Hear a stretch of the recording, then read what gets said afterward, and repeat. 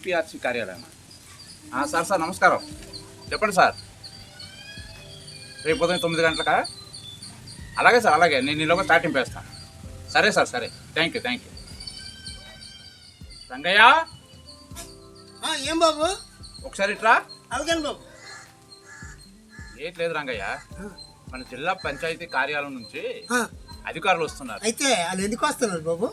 మరేం లేదయ్యా, స్వచ్ఛ భారత్ కింద ఇంతకు ముందు మనం చేసాం కదా కార్యక్రమాలు. అవును బాబు. దానికోసమే మరీ ఇంకా వివరించడానికి రేపు 9 గంటలకు వస్తారు అధికారులు వస్తారు. కాబట్టి నువ్వు అందరికి రేపు 9 గంటలకి మన సచివాలయం దగ్గరికి వచ్చామని చెప్పేసి చాటింపేసి మనం 3 ఇజీలు చెప్పాలండి. 3 ఇజీలు చెప్పేసి వచ్చాయి. అలాగే బాబు, అలాగే బాబు. సరే, వస్తాను బాబు.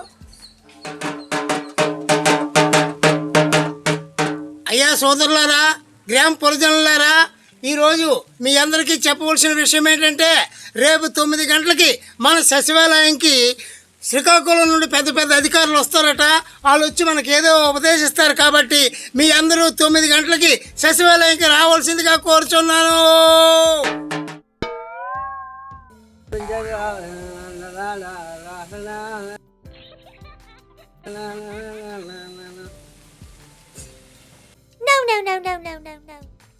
ఏంటి మెత్తయ్య తెల్లారి తండూరి వేస్తున్నావు?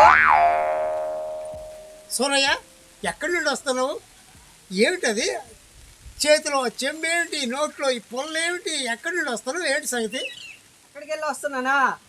లండన్ సూపర్ ఖాళీ చేసావు. సరే కానీ ఎందుకో నీకు ప్రెసిడెంట్ గారు అర్జెంటుగా తీసుకొని రమ్మన్నారు. పద ఒకసారి వెళ్దాం. ప్రెసిడెంట్ గారు రమ్మంటున్నారా? నాకా? దేనికి? ఎందుకో ఏంటో అంత మన ప్రెసిడెంట్ గారు చెప్తారు. రా వెళ్దాం రా. 3 ఇజీలు బాగా చెప్పేసి వచ్చేసినాను. సరే సరే. నమస్కారం అయ్యా. రమ్మన్నారట? నేను రమ్మన్నా. అదేంటి బాబు, చూడండి బాబు, ఒక చేతిలోని ముంత, ఒక చేతిలోని పొల్ల.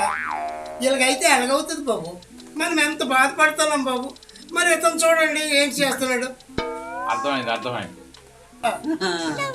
బయటికి వెళ్ళిపోతే ఫ్రీగా ఉంటుంది అనేసి. ఏం సూరయ్య, నీకు బాత్రూమ్ శాంక్షన్ చేశాం కదా? ఉందయ్యా. అది అని బుర్రెందుకు గోపుతావు? అసలు సంగతి చెప్పమంది వేటి. అందరు ఇతను కర్రలు వేసుకున్నాడు బాబు. బాత్రూమ్ ఖాళీ లేదు. బహిరంగంగా మల విసర్జన చేయడం ఎంత ప్రమాదమో నీకు తెలిసేందుకు కాదు. మీరు ఇలా బహిరంగంగా పొలం గట్టుపై చేస్తున్న ఈ మల విసర్జన మీ ఆడవాళ్ళు అదే పొలాలకు పనులకు వెళ్ళేటప్పుడు మధ్యాహ్నం భోజనాలు తీసుకెళ్తారు కదా, ఆ అశుద్ధంపై వాళ్ళని ఏగలు వీళ్ళ భోజనాలపై వాలి వీళ్ళకి డయేరియా సోకుతుంది. దానివల్లనే మొన్న నీ భార్య వాంతులు విరోధంతో చనిపోయింది.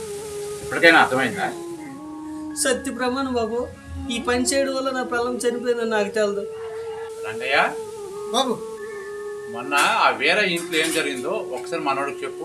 అలాగే మనం ఈ వీధిలో కుటుంబం మొత్తం ఒకేసారి చనిపోయారు. నీకు తెలుసు కదా? అవును బాబు. ఎలా చచ్చిపోయారు నాకు తెలదు బాబు.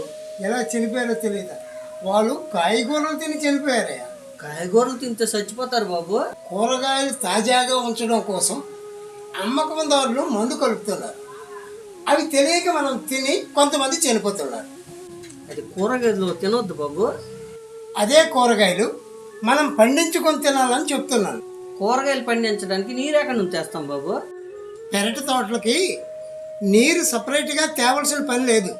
మనం వాడిన మురుగునీటిని జాగ్రత్తగా ఆ మొక్కలకు పంపించి మనం చక్కగా పంటలు పండించుకోవాలి. విన్నారు కదా, స్వచ్ఛతని పాటించకపోతే ఎలాంటి అనర్థాలు వస్తాయో. ప్రతి ఒక్కరూ స్వచ్ఛతను పాటించి స్వచ్ఛ భారత్ను విజయవంతం చేయాలి. జై స్వచ్ఛ భారత్.